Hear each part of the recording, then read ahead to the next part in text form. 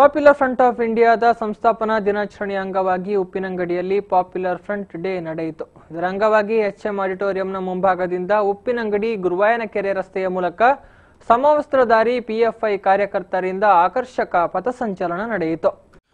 ಪಿಎಫ್ಐನ ರಾಜ್ಯ ಸಮಿತಿ ಸದಸ್ಯ ಶರೀಫ್ ಕೊಡಾಜೆ ಧ್ವಜ ಹಸ್ತಾಂತರದ ಮೂಲಕ ಪಥಸಂಚಲನಕ್ಕೆ ಚಾಲನೆ ನೀಡಿದರು. ಬಳಿಕ ಸಮಾವೇಶದ ಮೈದಾನದಲ್ಲಿ ಪಿಎಫ್ಐನ ಕರ್ನಾಟಕ ರಾಜ್ಯ ಪ್ರಧಾನ ಕಾರ್ಯದರ್ಶಿ ಯಾಸಿರ್ ಹಸನ್ ಗೌರವ ವಂದನೆ ಸ್ವೀಕರಿಸಿದರು.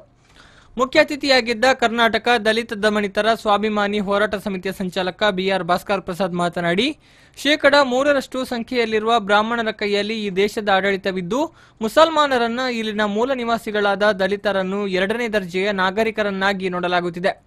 ಬಿಜೆಪಿ ನಮಗೆ ಹೆಬ್ಬಾವಾದರೆ ಕಾಂಗ್ರೆಸ್ ವಿಷದ ಹಾವಿದ್ದಂತೆ. ಆದ್ದರಿಂದ ನಾವೆಲ್ಲ ಇದರಿಂದ ಅಂತರ ಕಾಯ್ದುಕೊಳ್ಳುವುದು ಅತಿ ಅಗತ್ಯ. ದಲಿತರು ಮುಸಲ್ಮಾನರು ಒಂದಾಗಿ ದೇಶದ ಅಧಿಕಾರ ಹಿಡಿದಾಗ ಮಾತ್ರ ನಮಗೆ ವಿಮೋಚನೆ ಸಾಧ್ಯ ಎಂದು ಕರೆ ನೀಡಿದರು.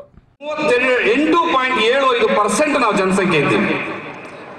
38.75 ಇವತ್ತೇನು ಪ್ರಧಾನಿ ಮೋದಿ ಅವರು ಈ ದೇಶದ ಉನ್ನತ ಹುದ್ದೆ ಏನಿದ್ದಾರೆ ಅವರು ತಗೊಂಡಿರುವಂತ ಒಟ್ಟು ಮತದ ಪ್ರಮಾಣ 31%. ಆದ್ರೆ ನಾವು 38% ಇದ್ದೀವಿ. ಕೇವಲ 3% ಇರುವಂತಹ ಬ್ರಾಹ್ಮಣರು ಈ ದೇಶವನ್ನು 60 ವರ್ಷ ಆಳ್ವಿಕೆ ಮಾಡಿದ್ದಾರೆ. ಕೇವಲ 15% ಇರುವಂತಹ ಬ್ರಾಹ್ಮಣ, ಬನಿಯಾ ಮತ್ತೆ ಮಾರ್ವಾಡಿಗಳು ಈ ದೇಶದ ಸುಮಾರು 90% ಆಸ್ತಿಗಳ ಒಡೆಯರಾಗಿದ್ದಾರೆ. 75 ಲಕ್ಷ ಇರುವಂತಹ ಮುಸಲ್ಮಾನರು ಇವತ್ತು ಕೇವಲ 2% ವಿದ್ಯಾವಂತರು, 2% ಉದ್ಯೋಗಸ್ಥರು, ಕೇವಲ 3.5% ಸಣ್ಣ ಪುಟ್ಟ ಆಸ್ತಿವಂತರು. ನಾವೊಂದು ಮನಸ್ಸು ಮಾಡಬೇಕಾಗಿದೆ ಇವತ್ತೆಲ್ಲರೂ ಕೂಡ. ಇವತ್ತು ನಾವು ಅಚಲವಾಗಿ ನಮ್ಮ ಮನಸ್ಸಿನಲ್ಲಿ ತುಂಬ್ಕೋಬೇಕಾಗಿದೆ. ನೀವು ಮಾತಾಡ್ತಾ ಆವಾಗಲೇ ನಮ್ಮನ್ನು ಬಿಟ್ಟೇ ಮಾತಾಡ್ತೀರಿ. ಹಿಂದೂ ಮುಸ್ಲಿಂ ಆ ಥರ ಎಲ್ಲ ಮಾತಾಡ್ತಿದ್ರಿ. ನಾವು ಹಿಂದೂ ಅಲ್ಲ, ಮತ್ತೆ ನಮ್ಮನ್ನ ಹೆಂಗ್ ಸೇರಿಸ್ಕೋತೀರಿ ನೀವು?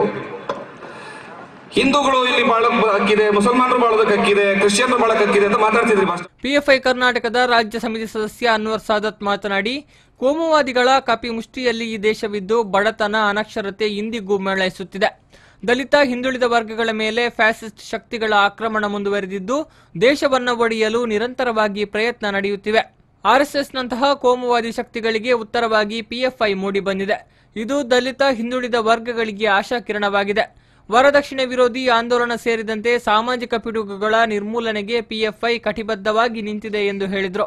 ಕಾರ್ಯಕ್ರಮದಲ್ಲಿ ಎಸ್ಡಿಪಿಐನ ರಾಷ್ಟ್ರೀಯ ಪ್ರಧಾನ ಕಾರ್ಯದರ್ಶಿ ಇಲಿಯಾಸ್ ಮೊಹಮ್ಮದ್ ತುಂಬೆ, ಅಖಿಲ ಭಾರತ ಮೀನುಗಾರರ ಮಹಾಮಂಡಲದ ರಾಷ್ಟ್ರೀಯ ನಾಯಕ ವಾಸುದೇವ ಬೋಳೂರು ಮತ್ತಿತರರು ಉಪಸ್ಥಿತರಿದ್ದರು.